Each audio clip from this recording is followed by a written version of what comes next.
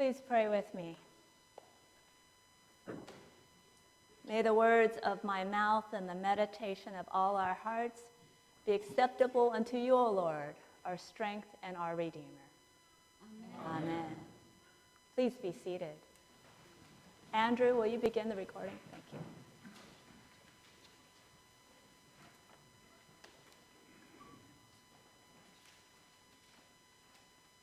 So on our church campus, there is a tree that I call the resurrection tree. This tree sprouted in one of these garden plots in the front here, and our senior warden noticed that it started growing very close to the concrete, and if it continued to grow, it would buckle the patio. And so he had it removed and transplanted just a few feet away so that it would grow and thrive and not buckle the concrete. Unfortunately, when this tree was first transplanted, it got really hot. And so within the first week, I saw that tree just get sadder and sadder, and it looked really bad. And one day, I saw Joe filling up a bucket and pouring all this water into the tree. And I took a look at that tree, and I said, Joe, it's dead. It's dead.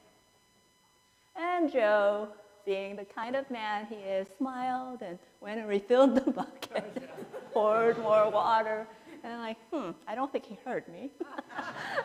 And then Joe had to go on a trip, and so he assigned the task of watering this tree to our junior warden. And I saw her filling up the bucket one day, and I went out there, and I didn't see any green on this tree at this point. And I said, Emily, it's dead. The tree is dead. And it was really, really hot that week.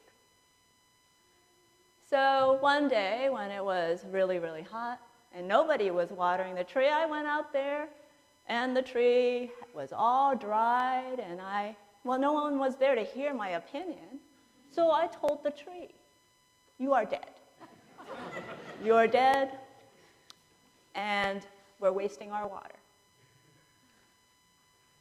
And then it got chilly and we had all this rain. And then I went out there and I saw a few sprigs right at the tip of one branch. And I went, well, this might be a time I've been wrong. So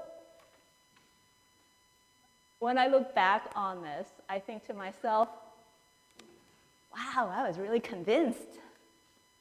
I knew what I was talking about. This conviction I had, declaring things dead. You are dead.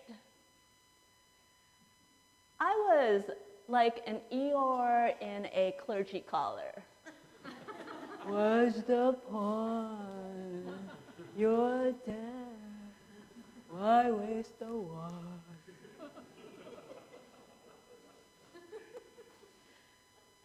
What was this proclivity within me that felt like it was just so expedient to declare something dead?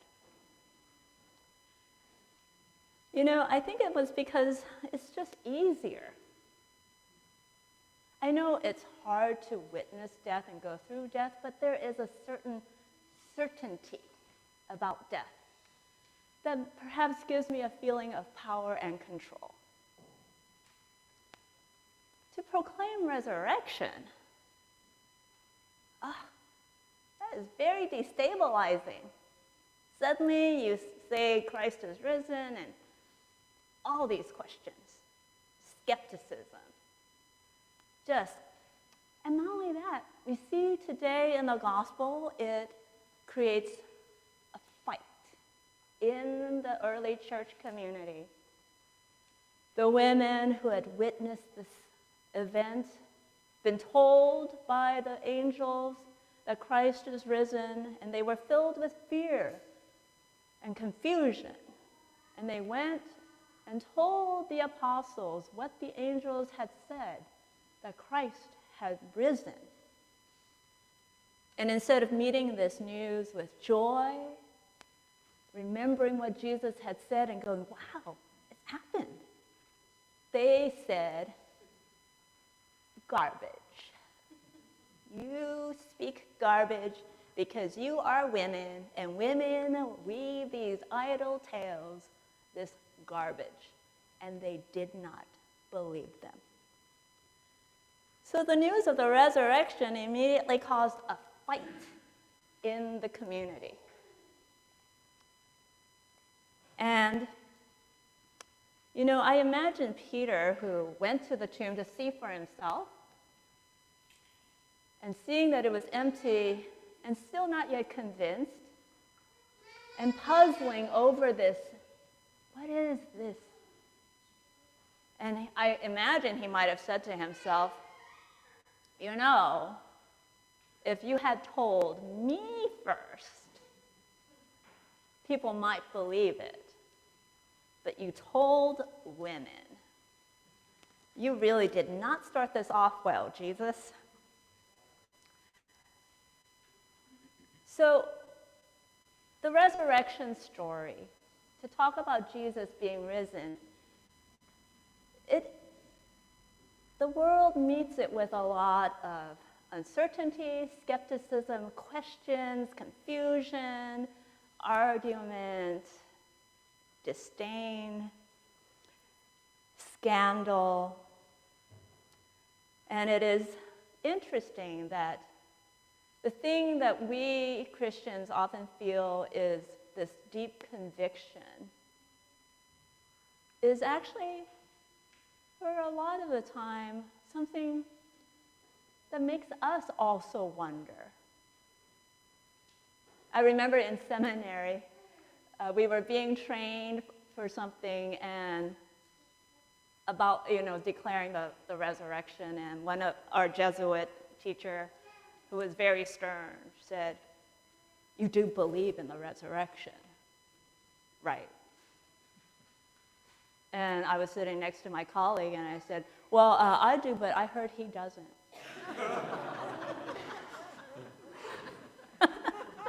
See what I mean? Resurrection immediately causes scandal and strife. So, in our story today, we have confusion, and it's a very, what we really do need to hear is that the story of resurrection immediately doesn't convince. In fact, even those who were looking directly at the resurrection didn't know what they were looking at. Like the story of the disciples who are walking on the road to Emmaus. And Jesus comes up to them and asks them, "What's the news?" And they're like, "Oh my gosh, did you not hear?" And he walks with them for miles.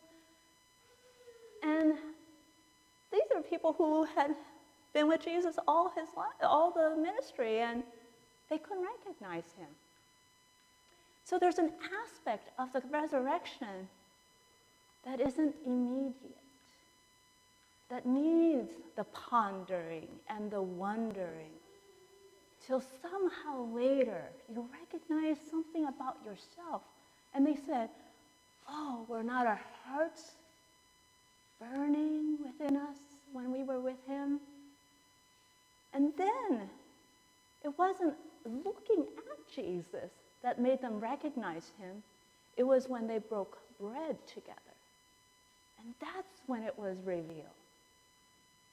So the resurrection is not a direct line to certainty. It's this kind of circuitous path in which you wonder and you puzzle and you talk to others and you say, "What has been your experience?" And this, I think, is more of what goes on for us, for those of us who are Christians, who claim the resurrection. And we're not here to prove something. we're here to wonder about what it means to encounter resurrection, to know a thing only later, to talk with others and pursue conversation. And not only that, the Christians claim not just like a resurrection, like metaphorically, but we believe in the resurrection of the body. I remember the first time I said that, someone in the pew went, "Oh my gosh, no." Because that's kind of weird, right? Resurrection of the body, right? I can handle it like if it's like, oh, I feel better today, right? Like the tree looks good today, right? Like that's a kind of resurrection we can go, okay. But a resurrection of the body, it means to me that whenever you are in a body, you are in a way of being that is uncertain. To be in a body is to be in a world in which the body must meet reality. I don't know about you, but my body has new knowledge at 52 that it did not at 24. Like, why does this hurt after I sleep and wake up, and not when I went to bed?